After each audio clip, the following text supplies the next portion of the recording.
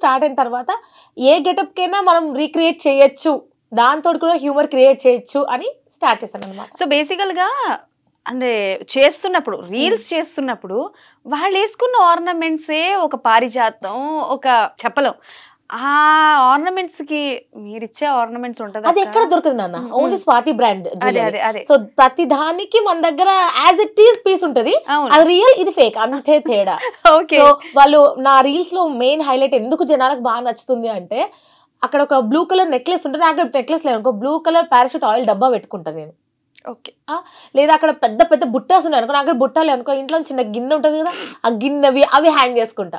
మల్లెపూలు పెట్టుకుంటా, నా దగ్గర లేక పేపర్ని ఫోల్డ్ చేసి చకాచకా చాప్ చేసి దాన్ని రోల్ చేసి ఇలా పూలలా పెట్టుకుంటా. సో ప్రతి దానికి నా దగ్గర ఉంటుంది.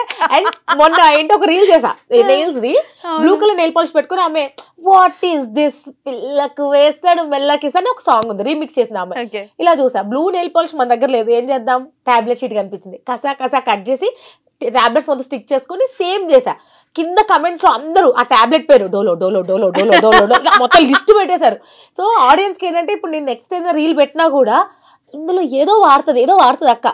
ఒక రీల్లో ఒక ఆమె చైన్ కి లాకెట్ ఉంది, నాకు లాకెట్ లేదు, పిన్నిస్లు పెట్టుకున్నా, అది కూడా గుర్తుపట్టి అక్క కీ చైన్ లాగా లాకెట్ లాగా పిన్నిస్లు వాడేసావా అక్క అని. సో జనాలు ఎంత అబ్జర్వ్ చేస్తారంటే, సో రీమిక్స్లతోటి మన గెటప్పులతోటి కూడా నవ్వేయచ్చు. అంటే ఒక మాటనో ఒకరిని తక్కువ చేసో కాకుండా గెటప్ తోటి కూడా మనం నవ్వుకోవచ్చు అనేదే మన రీమిక్స్ రీల్స్ అనమాట. అండ్ చాలా వరకు రీమిక్స్ రీల్స్ చేస్తున్నప్పుడు అంటే టు బి వెరీ ఫ్రాంక్ గా చెప్పాలంటే పాజిటివ్ నెగిటివ్ ఉంటుంది.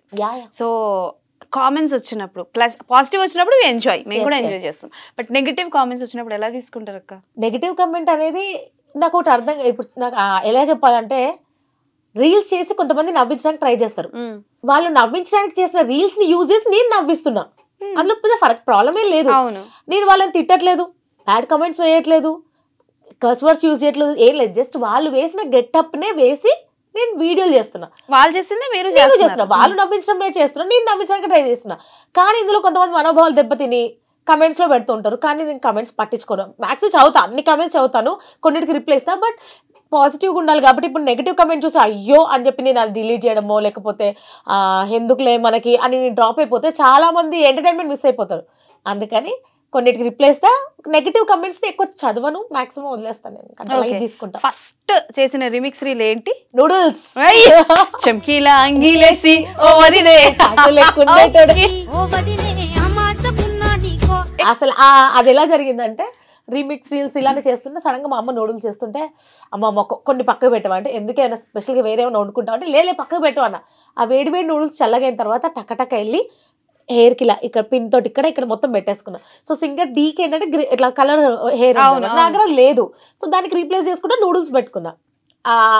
ఆ రీల్ నేను షూట్ చేసి మా అమ్మ వచ్చి ఏదేదో చేస్తుంది ఇది అన్నది. సో ఆ రీల్ అప్లోడ్ చేసిన కాసేపటికి వైరల్ అయిపోయి ఫస్ట్ సింగర్ డి స్టోరీ షేర్ చేసుకున్నారు, అది చూసి కీర్తి సురేష్ షేర్ చేసుకున్నారు, అది చూసి నాని షేర్ చేసుకున్నారు. సో ఇంతమందికి నచ్చుతుందంటే ఇంకా మనం తగ్గేదేలే అని తగ్గేదేలే. అండ్ వన్ మోర్ థింగ్, అంటే లైక్ కాసేపు అంటే లైక్ జోక్ పార్ట్స్ అంతా మొదలు పెడితే ఆర్జే స్వాతి అంటే లైక్ ఆ వాయిస్ కావచ్చు అండ్ ఆ హడావిడి వచ్చిన దగ్గర నుంచి చూస్తున్నాను, ఫుల్ హడావిడి భలే ఉంటుంది కదా. సో ఎప్పుడు అవ్వాలనుకున్నారు, ఎలా స్టార్ట్ చేశారు? ఒక ఫీమేల్ ఆర్జేగా రావాలి అని అంటే నాకు తెలిసి it's not an easy thing, not at all. So ఏంటి, ఎలా స్టార్ట్ అయింది మీ జర్నీ యాజ్ అన్ ఆర్జేగా? ఆర్జేగా అంటే ఫస్ట్ ఆఫ్ ఆల్ ఒక ప్యాషన్ ఉండాలి, అది ఇది చెయ్యాలి ఏదో. చాలా మందికి నాకు కమెంట్స్ చేసే ప్రతి ఉమెన్ కమెంట్స్ చదువుతా కదా నేను కాలేజ్లో ఉన్నప్పుడు నీలానే ఉండేదాన్ని స్వాతి, మ్యారేజ్ అయిపోయాక కొంచెం డల్ అయిపోయాను, నాకు నీలాగా ఆర్జే అవ్వాలని ఉండే కానీ కుదరలేదు, ఇలా చాలా మంది మెసేజ్ చేస్తుంటే వాళ్ళకి రిప్లైస్ ఇస్తూ ఉంటాను నేను. మ్యాక్సిమం ఆర్జే అవ్వాలని అనుకోలేదు, కానీ హడావిడి ఇంతే ఉండేది చిన్నప్పటి నుంచి. మనం ఎక్కడ బెల్లం చుట్టూ చీమలు లెక్క, నేను ఏడుంటే నా చుట్టూ 10 మంది నా మాటలు వినుకుంటూ వాళ్ళు ఎంజాయ్ చేయడము అంతే. మనం విన్ అయినా కాకుండా మనం మధ్యలో ఉండాల్సిందే. హడావిడి బ్యాచ్ అనమాట, టైం పాస్ బటానీ అంటారు వీళ్ళనే. సో అలాంటి పేర్లు టైం పాస్ బటానీ, ఇంకేంటి లైక్ వాగుడుకాయ, చాటర్ బాక్స్, ఇలాంటి నిక్ నేమ్స్ చాలా వచ్చాయి. స్కూల్ డేస్ లో బాగా అల్లరి, కానీ వన్స్ ఇంకా ఫైనాన్షియల్గా కొంచెం ప్రాబ్లమ్ స్టార్ట్ అయ్యే మూమెంట్లో లేదు జాబ్ చేయాలి అన్నారు. సో సరే అని డిగ్రీలో ఉన్నప్పుడే ఇంకా ఎగ్జామ్స్ రాశాను, బట్ ఫస్ట్ కాల్ సెంటర్లో జాబ్ స్టార్ట్ చేశాను. Call centre? Yeah, call centre. So అదైతే నా లైఫ్లో మర్చిపోలేని మూమెంట్ అనమాట. అంటే అప్పుడు నా బ్రేక్ఫాస్ట్ 5 రూపాయల సమోసా నా బ్రేక్ఫాస్ట్. లంచ్ తినేసేదాన్ని. అంటే నాది ఎర్లీ మార్నింగ్ షిఫ్ట్ ఉండేది. నాకు అప్పటికి అసలు జాబ్ అనేది ఎక్స్పీరియన్స్ లేదు. ఫస్ట్ కాల్ సెంటర్ హైదరాబాద్లోనే, బేగంపేటలోనే ఫస్ట్ కాల్ సెంటర్ జాబ్. ఒకసారి ఫస్ట్ కాల్ తీసుకున్నా. బేసిక్ కాల్ సెంటర్ తిట్టడానికి కాల్ చేస్తారు అనిపిస్తుంది నాకు, ఎందుకంటే ప్రాబ్లమ్ తోటే వస్తారు వాళ్ళు, తిడుతూనే ఉంటారు. సో ఫస్ట్ కాల్ తీసుకోగానే ఏంటంటే మీ సర్వీస్ ఇట్టుంది బ్లా బ్లా బ్లా తిడుతూనే ఉన్నారు. కళ్ళలోంచి నీళ్ళు. అంటే ఫస్ట్ టైం ఒక నన్ను తిట్టారు, అస్సలు తీసుకోలేకపోయా. వాష్రూమ్లోకి వెళ్ళి ఫుల్ ఏడ్చేసి ఇంకా మొహం తుడుచుకొని ఇలా తిట్టేశారు. అంటే నిన్ను తిట్టలేదు, కంపెనీని అన్నారు, నువ్వు రియాక్ట్ అవ్వకు, నువ్వు ఇక్కడ సొల్యూషన్స్ ఇవ్వడానికి ఉన్నావు, సొల్యూషన్ ఇచ్చే అంతే అన్నప్పుడు ఓకే అనుకొని ఇంకా మెల్లమెల్లగా కాల్ సెంటర్లో జాబ్ చేసుకుంటూ, మనకి వర్క్ అంటే చాలా ఇష్టం, కొంచెం మంచి పేరు వచ్చిన, నలుగురు పొగిడిన మజా వస్తుంది అనమాట. సో అలా బాగా వర్క్ చేస్తుందని చెప్పి అకౌంట్స్లో వేశారు. సో అకౌంట్స్ నేర్చుకొని, ఎక్సెల్స్ అవన్నీ నేర్చుకొని అకౌంట్స్ డిపార్ట్మెంట్లో ఉన్నా. వన్ డే ఇట్లా రేడియో, మనకి ఎక్కడున్న పాటలు, మనకి ఎనర్జీ ఇచ్చేది బూస్ట్ పాటలే కదా. సో రేడియో మిర్చి ఇలా పెట్టుకొని బాస్కి కనబడకుండా వర్క్ చేస్తున్నా. ఫైవ్ డే రేడియో మిర్చిలో మీరు ఆర్ట్ చేయాలనుకుంటున్నారు, వచ్చేయండి రేడియో మిర్చికి అన్నారు. ఓకే ఇది బాగుందని చెప్పేసి ఇంట్లో ఎవరికి చెప్పలేదు, డైరెక్ట్ వచ్చాను. అప్పటికే మన వాళ్ళు తెలుసు కదా, ఇంకా చాలా మంది, ఒక వందల మంది ఉన్నారు. ఒక్కొక్కరు కాలేజ్ స్టూడెంట్స్ యంగ్ ఉన్నారు. మనమేమో పప్పు ముద్దలకి ఇట్లా వచ్చి కూర్చొని ఏంటి ఇలా ఉన్నారు వీళ్ళందరూ, ఇంత మొదలైన అసలు సెలెక్ట్ అవుతానా అన్నట్టు ఉండే. First round, second round. So first round voice test అన్నారు. ఈ పిల్ల గొంతేదో కొంచెం వెరైటీగా, రాణి ముఖర్జీ లాగా కొంచెం హస్కీగా ఉంది. చలో సెలెక్ట్ అయిపోయాం. సరే ఈ పిల్ల నెక్స్ట్ ఏదైనా టాపిక్స్ మాట్లాడగలుగుతుందా అని అడిగారు. ఒక టాపిక్ ఇచ్చారు, సికింద్రాబాద్ స్టేషన్ గురించి చెప్పు అన్నారు. మనం రోజు జర్నీ చేసేది అక్కడ. సో బస్సులు మారి నిలబడి ఊగుతూ ఎన్ని, అంటే నాకు ఒకటి అడ్వాంటేజ్ అని చెప్పొచ్చు, నేను ఒక మిడిల్ క్లాస్లో పుట్టినందుకు నేను హ్యాపీగా ఫీల్ అవుతున్నా.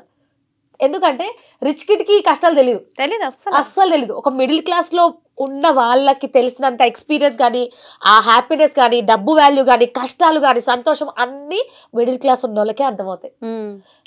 సో అలా మిడిల్ క్లాస్ నుంచి వచ్చాను కాబట్టి ఆ బస్ జర్నీ నాకు తెలుసు. సో నేను ఇంటర్వ్యూలో కూడా అడిగితే నా బస్ జర్నీ, నేను బేగంపేట, మేము ఈసీఎల్లో ఉండాలి, ఈసీఎల్ నుంచి నేను బేగంపేట రావడానికి ఈ బస్ ఎక్కి అక్కడ దిగి సికింద్రాబాద్ ఇంకో బస్ ఎక్కి సీట్ దొరికితే పండగ చేసుకొని విండో సీట్ దొరికి పాటలు వినుకుంటూ కూర్చుంటే ఇదే స్వర్గం రా అని ఫీల్ అయ్యే అమ్మాయిని అని నా ఎక్స్పీరియన్స్ అంతా చెప్పాను. సో అన్ని రౌండ్స్ అయిపోయినాయి. ఫైనల్ రౌండ్లో ముగ్గురం ఉన్నాం. ఆ ముగ్గురిట్లో కూడా నన్ను ఏం అడగలేదు, యో సెలెక్టెడ్ అన్నారు. అదేంటి మీరు ఏదో అడుగుతారేమో అనుకొని వచ్చాను అంటే, ఇప్పుడు వచ్చిన ముగ్గురిట్లో ఆ ఇద్దరిని నేను అడిగాను, మీ ఇద్దరితో ఎవరు ఎక్కువ మాట్లాడారు అని. వాళ్ళిద్దరు నీ పేరే చెప్పారు. సో నువ్వు పర్ఫెక్ట్, ఇంకా ఈ ఆర్జేకి నువ్వే, మిర్చికి నువ్వే వచ్చేసాయి అన్నారు. సో ఆఫర్ లెటర్ తీసుకొని ఇంటికి వెళ్ళి మా అమ్మకి ఇలా చూపిస్తే ఏంటి ఇది అన్నది. అమ్మ నేను ఆర్జేకి సెలెక్ట్ అయ్యా. ఫస్ట్ కింద మేనేజర్ లెవెల్ రోల్ అనమాట మాది. మేనేజరా, నువ్వేం మేనేజర్వే అన్నారు. కింద కరెక్ట్ చూడమ్మా అంటే రేడియో మిర్చి ఆర్జే అనగానే ఇంకా మా అమ్మ కళ్ళల్లో నీళ్ళు. నాకైతే ఇక ఆనందం. ఫస్ట్ ఎవరికైనా చెప్పుకోలేదు, ఎవరు కనిపిస్తే వాళ్ళకి చెప్పేసా. లిటరల్లీ ఆ రోజు జర్నీ సేమ్ బస్సులోనే వెళ్తున్నా. డ్రైవర్ నాకు కొత్త జాబ్ వచ్చింది, ఇట్లా ఎంత ఆనందంగా అందరికీ చెప్పుకుంటే ఇంటికి వెళ్ళి ఇంట్లో వాళ్ళకి చెప్పేసి, అలా ఒక కాల్ సెంటర్లో సమోసా తిని అదే లంచ్లా ఫీల్ అయ్యి, బస్ ఛార్జెస్ డబ్బులు మిగిలితే పానీపూరి తిని, ఎప్పుడైనా ఆ టీమ్ లంచ్కి అప్పుడు తీసుకెళ్తే అబ్బా అన్నట్టు ఎక్సైట్ అయ్యి ఆ అమ్మాయి కాస్త ఇప్పుడు ఆర్జేగా రేడియో మిర్చిలో దున్నేస్తుంది. లిటరలీ అక్క, అంటే మీరు చెప్తున్నప్పుడు ప్రతి ఒక్క అమ్మాయి, ఈవెన్ దో నాకు అంటే లైక్ మేబీ పర్సనల్ అయి ఉండొచ్చు, నవ్వుతూ గలగలా మాట్లాడుతూ తిరుగుతున్న అమ్మాయి వెనక కూడా చాలా ఉంటాయి, స్ట్రగల్స్ చాలా ఉంటాయి, పడ్డ బాధలు చాలా ఉంటాయి. సో అలా అంటే లైక్ ఎప్పుడైనా అద్దంలో మిమ్మల్ని మీరు చూసుకుంటున్నప్పుడు ఇది నేను కాదు అంటే లైక్ గలగలా మాట్లాడుతున్నాను నిజమే, కానీ ఈ పొజిషన్కి రావాలి అని అంటే ఎన్నో చూసుకుంటూ వచ్చారు కదా. సో అలా ప్రతిసారి మీరు తలుచుకున్న సిచ్యువేషన్, మీకు కంటతడి పెట్టించే సిచ్యువేషన్ ఏదైనా ఉందా మీ లైఫ్లో?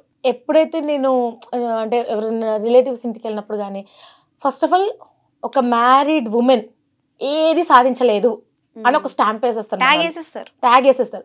పెళ్ళైంది కదా హ్యాపీగా ఇంట్లో ఉండు, పెళ్ళైంది కదా పిల్లల్ని చూసుకో. సో ఇలాంటి కమెంట్స్ వస్తాయి. వర్కింగ్ ఉమెన్కి ఇంకొక టైప్ ఆఫ్ మాటలు పడాల్సి వస్తుంది. పిల్లల్నే చూసుకోదు, బయటనే ఉంటుంది, వాళ్ళకి జ్వరం వచ్చినా నాదే తప్పు, వాళ్ళు చదువుకున్నా నాదే తప్పు, టైంకి ఫుడ్ పెట్టకున్నా నాదే తప్పు, నాకు హెల్త్ ప్రాబ్లం వచ్చినా నాదే తప్పు. సో ఇలా ప్రతిదీ అంటే ఎంత బాగా చూసుకున్నా కూడా ఆ మాటలు అంటారు కదా, అవి చాలా హర్టింగ్గా ఉంటుంది. బట్ నేను ప్రౌడ్గా చెప్తాను ఏంటంటే, నేను ఒక బెస్ట్ ఆర్జే, ఒక బెస్ట్ మదర్, ఇది మాత్రం 100% చెప్పగలను. ఎందుకంటే ఆఫీస్లో ఉన్నసేపు ఆఫీస్, ఇంటికి వెళ్ళాలంటే మా పిల్లలతో నేను ఎంజాయ్ చేస్తా, వాళ్ళ హోంవర్క్ చేపిస్తా, మా చిన్నదానికి జడలేస్తా. ఇవన్నీ బయట ఎవరికి తెలీదు. మాక్సిమం నేను ఇన్స్టా స్టోరీలో పెట్టే వాళ్ళకి తప్ప రేడియో వినే వాళ్ళకి ఎక్కువ తెలియదు అనమాట. బట్ ఈ జనరేషన్లో ఒక మ్యారీడ్ ఉమెన్ తన కెరియర్ని కంటిన్యూ చేస్తూ ఫ్యామిలీని బ్యాలెన్స్ చేయడం చాలా కష్టం. అదృష్టం ఏంటంటే కొంచెం సపోర్ట్ చేస్తారు, మా హస్బెండ్ సపోర్ట్ చేస్తారు, మా అమ్మ వాళ్ళు అందరు సపోర్ట్ చేస్తున్నారు కాబట్టి ఉండగలిగినా. కానీ సో ఎప్పుడైనా ఎవరైనా మాటలు అన్నప్పుడు, లేకపోతే నిజంగా పాపకి జ్వరం వచ్చింది నాకు వెళ్ళాలని లేదు, మాది love marriage by the way. So story కూడా ఉంది పార్ట్ మనకి. సో సుమోలు చేజింగ్ లాంటివి కొంచెం జరిగాయి. కానీ ఆర్జేకి ఏంటంటే ఎప్పుడైనా బాధ ఉంటే బాధగా ఎక్కువ ఎక్స్పోజ్ చేయలేం రేడియోలో. ఆల్రెడీ నేను కష్టాల్లో ఉన్నా, ఇప్పుడు నువ్వు కష్టాల్లో ఉంటావు, ఇప్పుడు నా కష్టాలు తెచ్చి చెప్పి నిన్ను బాధ పెట్టలేను కదా అన్న ఒక్కదని బాధ ఉన్నా ఒక మూమెంట్లో బాగాలేదు, మూడ్ బాగాలేదు, ఏడవాలి, కళ్ళంచి నీళ్ళు వస్తున్నాయి, కానీ రేడియోలో అలా మాట్లాడలేను. మళ్ళీ కళ్ళు తుడుచుకొని మీరు విన్నారు 98.3 మిర్చి, ఇది చాలా హాట్ గురు అని ఇలా బాధ ఉన్న రోజు కూడా ఏడుపుని కంట్రోల్ చేసుకొని మాట్లాడిన రోజులు చాలా ఉన్నాయి. అది ఎవరికి తెలియదు. వినే వాళ్ళందరూ ఆర్జే ఎంత హ్యాపీగా ఉంటుందిరా, ప్రతి ఒక్కరికి కష్టాలు ఉంటాయి, మాకు ఏడుపు వస్తుంది, మాకు అప్పుడప్పుడు అసలు ఎవరితో మాట్లాడద్దు, సైలెంట్గా వెళ్ళి కూర్చోవాలనిపిస్తుంది, అలాంటి టైంలో లీవ్ తీసుకుంటాం మాక్సిమం. సో ఎప్పుడైనా సిచ్యువేషన్స్ ఫేస్ అయ్యాయా? అంటే లైక్ యా, అంటే లవ్లో ఉన్నప్పుడు చిన్న చిన్న ఫైట్స్ అవుతుంటాయి కదా, ఫోన్ లిఫ్ట్ చేయరు, నాకు కోపం వస్తూ ఉంటుంది. అంటే ఆ కోపం కాస్త బాధ అయ్యి ఏడుపు వస్తుంది అనమాట. ఫోన్ లిఫ్ట్ చేయట్లే ఏడుపు వస్తూ ఉంటుంది, కానీ షో టైం అవుతుంది, ఆ డిస్టర్బెన్సెస్. తర్వాత ఇద్దరు పిల్లలు అన్నాను కదా, పిల్లలు పుట్టాక పెళ్ళికి ముందు ఉన్నట్టు స్లిమ్గా పెళ్ళైన తర్వాత ఉండరు, పిల్లలు అయ్యాక అసలే ఉండరు. ఈ మ్యాటర్ ఎందుకు అర్థం కాదు వీళ్ళకి, నాకు అర్థం కాదు. మ్యారేజ్ అయ్యి పిల్లలు పుట్టాక కొంచెం లావెక్కితే, ఫర్ ఎగ్జాంపుల్ లావే ఒక రీల్ పెడితే, అక్క ఫస్ట్ నువ్వు వెయిట్ తగ్గు, అక్క ప్రపంచం కనిపిస్తలే పక్క తప్పుకో, అక్క కొంచెం వెయిట్ దగ్గర అదే, అక్క కొంచెం గుండ్రంగా మంచి లడ్డులా ఉన్నావు, ఇలాంటి కమెంట్లు పెడుతూ ఉంటారు. అరే హ్యూమన్ బాడీ, అందులో ఉమెన్ బాడీ ఒకలా ఉండదు. ట్రూ. కమెంట్స్ ఇష్టం వచ్చినట్టు అనేస్తారు, కొంచెం ఎక్స్పోజ్ చేసినా కమెంట్ చేస్తారు, కొంచెం లావు ఉన్నా కమెంట్ చేసేస్తారు. సో కొన్నిసార్లు ఆ కమెంట్స్కి భయపడి అమ్మో ఇప్పుడు ఈ డ్రెస్తో రీల్ పెడితే కమెంట్స్ బ్యాడ్గా వస్తాయేమో వద్దులే అని అనుకున్న దాన్ని ఇప్పుడు ఎవరేమన్నా అని మన కంటెంట్ మనం ఇస్తున్నాం, నన్ను లైక్ చేసే వాళ్ళు చాలా మంది ఉన్నారు బయట. ఆ ధైర్యంతో నేను వెళ్ళిపోతున్నాను. సో